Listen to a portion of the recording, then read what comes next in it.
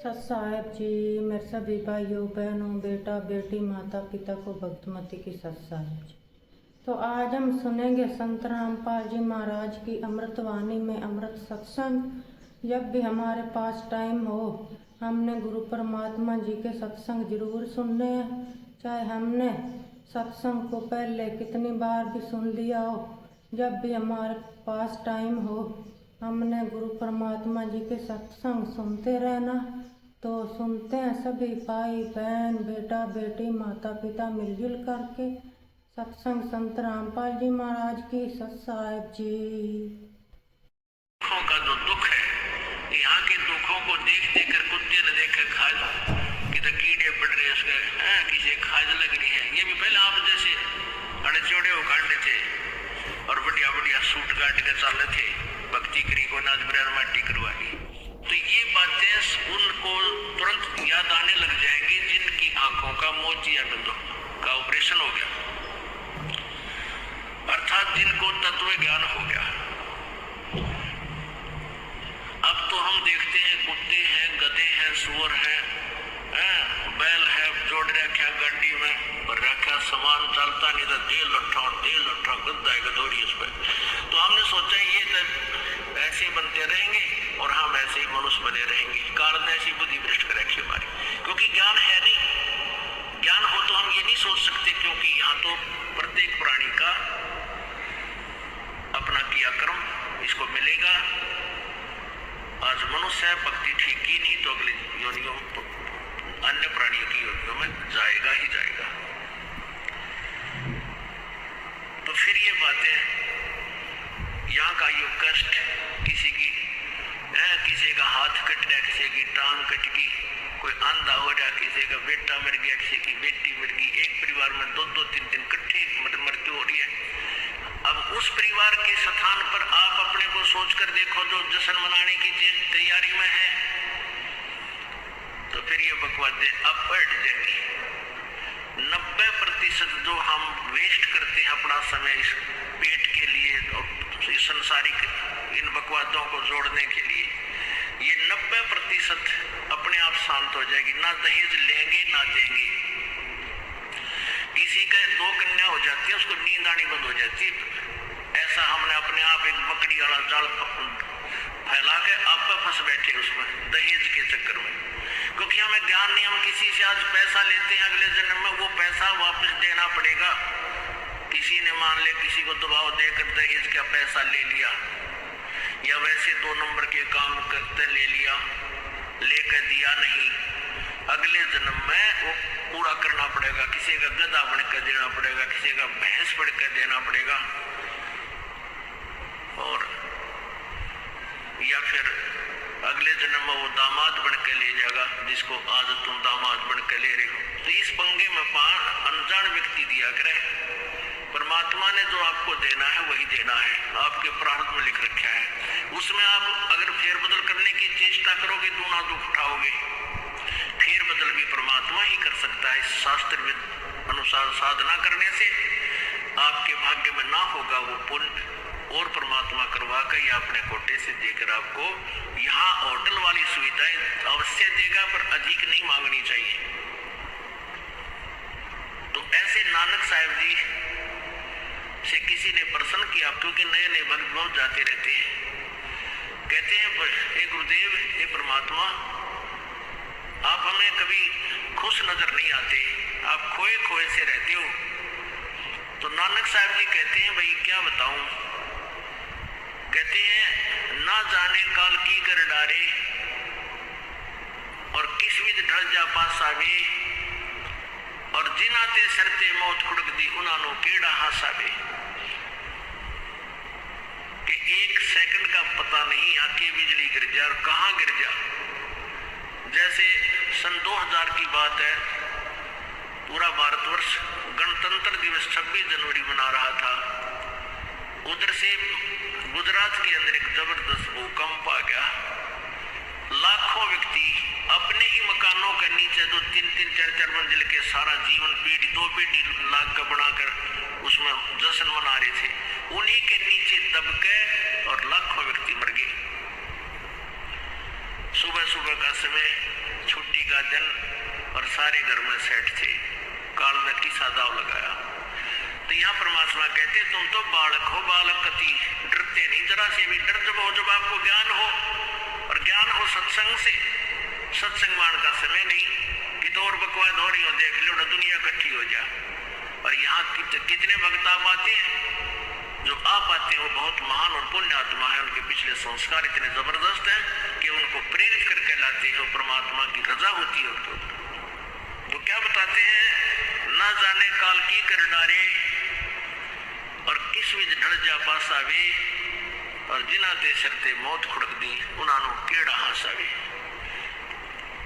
अब फिर पूछते हैं क्या प्रभु आप सदा ऐसे ही रहते हो? प्रश्न किया किसी ने नानक जी से। नानक साहब ने कहा कि भाई मुझे भी खुशी होती है, लेकिन वो खुशी हम ऐसे प्रकट नहीं करते जैसे अनजान लोग करते हैं, नाचे कूदो या हा हा हा दादरे कर नहीं, अंदर ही होता रहता है हमारे जो कुछ होता है। कहते हैं साध मिले साड़ी शादी होंदी, साध मिले साड़ी शादी होंदी, और विछड़ जा दिलगिरी वे, अखदे नानक सुनो जहाना मुश्किल हाल फकीरी वे। कि तुम भक्तजन जब आते हो मेरे पास सत्संग सुनने के लिए, और जो उपदेश ले चुके हैं और फिर वो सारे के सारे रह कर मेरे पास आ रहे हैं, तो मुझे बहुत खुशी होती है। उस दिन हमारे विवाह होता है, शादी होती है, समागम होता है, चहल पहल होती है। और जब तुम चले जाते हो, विछड़ जा दिलगिरी वे, तुम चले जाते हो जब मुझे दुख होता है। क्यों होता है कि तुम काल के उसमें पहुंच चले जाते हो, क्योंकि भक्त कम होते हैं और काल प्रेरित व्यक्ति ज्यादा होते हैं।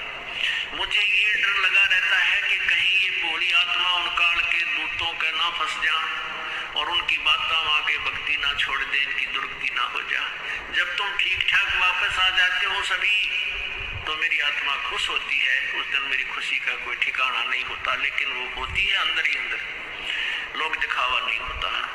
साध मिले साढ़े शादी होंदी, और विछड़ जा दिलगिरी में, अखदे नानक सुनो जहाना मुश्किल हाल फकीरी में। भाई कहते हैं भक्ति करना बहुत मुश्किल है। मुश्किल इन काल के दूतन बना दी, जनता ज्ञानहीन कर दी। जो भक्ति नहीं करते वो तो सीधे काल के जाल में है। ये तो भक्ति करने की चेष्टा करते हैं, तो किसी का तो पति लाठी ठाए पाओगा, उसके पति ने कोई और इंजेक्शन ला जाएगा। यो क्यों होया भाई, हम भी तो नाम ले रहे हैं, हम वहां जाते हैं, हम तो 6 महीने साल में कभी कभी जाते हैं, और आप कहते हैं 10वें दिन भाग लेते हैं। वो भगत ने नाम ना ले रखा तो वो परेशानी पैदा करेगा ही करेगा।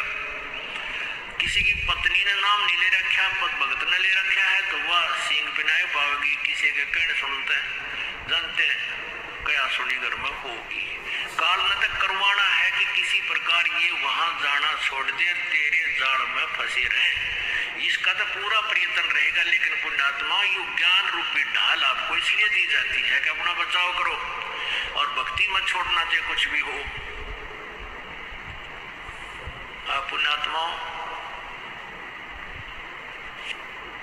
अपने घर के काम में, ठीक है, पति पत्नी बच्चे सब कोई कार्य करना है तो सब मिलकर सलाह बनाकर कर ले, बहुत अच्छा होता है। उसमें कोई हानि लाभ भी हो जाती है तो विशेष दुख नहीं होता। उसमें अवश्य राय एक दूसरे की लेकर काम कर लेना चाहिए। और जब आता आत्म कल्याण का समय, उसमें किसी की राय की आवश्यकता नहीं। मान लीजिए आपने नाम लेना है और आपका पति नाट्य है, तो नाट्य जाएगा। ये अपने जीवन का सौदा तुमने खुद सोचना होगा, इसमें किसी की राय की आवश्यकता नहीं। आपने नाम लेना, आपकी पत्नी मना करती है तो करण दे, इसमें किसी की सलाह लेने की जरूरत नहीं, चाहे कोई राजी रहे चाहे नाराज रहे। यदि मीराबाई उस समय ये सोचती कि तेरी माँ क्या कहेगी, तेरे पिता क्या कहेगा, ये समाज क्या कहेगा, तू मंदिरों में जाती है, क्योंकि उस समय ठाकुर समाज अपनी बहन बेटियों को घर से नहीं निकलने देते थे, पर्दों में रखते थे। लेकिन मीराबाई बालक नहीं रही थी, समझदार थी। उसको पता था कि आज तो मैं लोक लाज कर मैं आकर भक्ति नहीं करूंगी और फिर कुतिया बनकर बाजार में आंडोगी, कोई मेरी इज्जत का रक्षक नहीं मिलेगा। तो ये ज्ञान से ही ऐसी दृढ़ता आती है। संघर्ष किया और सफल हुई, क्योंकि मालिक के नाम पर जो संघर्ष करते हैं सच्चे दिल से हृदय से, उनकी परमात्मा मदद किया करता है। ये पिछले इतिहास देख लो। क्या बताते हैं? मात पिता सुत स्त्री आलस बंधु कान, संत दर्श को जब चले ये अटकावे आण। मात पिता सुत पुत्र को कहते हैं। स्त्री जैसे कोई बालक है 15, 16, 10 वर्ष के, वो माता पिता के अधीन होते हैं। और बच्चे का समझ में आ गई और माता पिता मना करते हैं तो उनके अधीन है वो। और बच्चे जवान हो गए, बूढ़ा बुढ़िया का समझ में आ गई, फिर वो बालक बाधा करेंगे, वो रोकते टोकते हैं। तीसरा दिन चल पड़ते हो, किराया कितने नामा फलाना है, यानी कुछ न कुछ बाधा कर सकते हैं। किसी का पति बाधा कर सकता है, किसी की पत्नी बाधा कर सकती है। जब भक्ति की तरफ अग्रसर होता है या सत्संग में आने की तैयारी करता है। या फिर आलस बंधु कान, आलस माने आप ढीले गोडे छोड़ दे, फिर देखांगे इनका नहीं जाता, सर्दी घनी है, गर्मी घनी है। और या बंधु कान, लोक लाज, इनके कारण ये है भक्ति में बाधक। अब क्या बताते हैं परमात्मा? मात पिता सुत स्त्री आलस बंधु कान, संत दर्श को जब चले ये अटकावे आण। इनका अटकाया अटके नहीं, और संत दर्श को जाए, कह कबीर सो संत है आवागमन नसावे। इनका अटकाया अटके नहीं, और संत दर्श को जाए यानी सत्संग में अवश्य जावे, कह कबीर सो संत है आवागमन नसाए, उसका कल्याण को। आज मीराबाई जी का इतनी श्रद्धा और आदर के साथ नाम दिया जाता है। और यदि वो उसी तरह की क्रियाएं करती जो उस समय की बहन बेटियां लोग लाज में फंसका अपना जीवन बर्बाद करगी, आज वो कुतिया बनी अंडे। परमात्मा कहते नकबे सर नकबे बनी वो पैर थी हार हमेल, और सुंदरी से वह कुतिया बनी सुन साहिब के खेल। बीबी पड़ता रहे थी, डोडी लगे थी बार, अब गातु गाड़े फिरती है बड़ कुतिया बाजार। वो पर्दे की सुंदरी सुनो संदेशा मोर, इब गातु गाड़े फिरती है वो करे सराय सोर। अब जो डोडी पर्दे जिनका लग गया करते पर्दे में रहा करती थी, जो अपने आप को उच्च घरों की बेटियां बहू कहा करती थी, उनके सत्संग की छीट लगी नहीं, करते बाहर निकली नहीं। पूरा जन्म की पुण्यात्मा थी, उनको कोई रानी बन गई, कोई महारानी बन गई, कोई अच्छे घर में जन्म, इस मायाधारी मस्करिया का जन्म हो गया। और वो भगवान से दूर रहने के कारण फिर अगले जन्म में कुतिया की योनि पाती है। तब तो पर्दों में रहती थी, उंगली भी ना दिखण देती, किसी बाहर कहीं हमारी बेइज्जती ना हो जा, मेरी पत्नी जो है सत्संग में चलेगी तो इज्जत का नाश हो जाएगा। और वह इज्जत फिर गाड़ी अंडा कुतिया बनकर कहते नकबे सर नकबा बनी पैर थी हार हमेल, 1-1 लाख के गहने पैरा करती, आज सुंदरी से कुतिया बनी, देख साहिब के खेल। तो पुण्यात्मा ये इन बातों से डर लगना चाहिए। इन बातों से डर लगने लगेगा, मालिक में रुचि बनेगी और भजन करने को दिल करेगा। और ये लोग दिखावा जो ड्रामा है, नाचा कुटी, ये बकवाद मन में आवे को नहीं, ये कहने की आवश्यकता नहीं पड़े। दास ने कैसा मत करियो, कहना पड़ता है एक बार बालक को, कुछ दिनों के बाद फिर आपकी रुचि ना बढ़े। इतना तो इस दास को विश्वास हो गया है कि परमात्मा के बच्चे भगवान को पहचानने लग गए, क्योंकि अब शिक्षित समाज है। आपको नाम दिया जाता है, नाम देने से पहले सब नियमों से परिचित कराया जाता है। और हमने ये पुस्तक बनाई है भक्ति सौदागर को संदेश, इसके प्रथम अध्याय में ही हमने नियमों का पूरा विस्तार से विवरण दिया है कि कोई भी पुण्यात्मा इस आश्रम की तरफ आएगा तो पहले तैयार होकर आवे। पहले क्या होता था कि भक्तजन समझाते थे नाम ले लो तुम्हारा कल्याण हो जाएगा, बड़े सुख होते हैं, यहाँ आ जाते थे उपदेश लेने।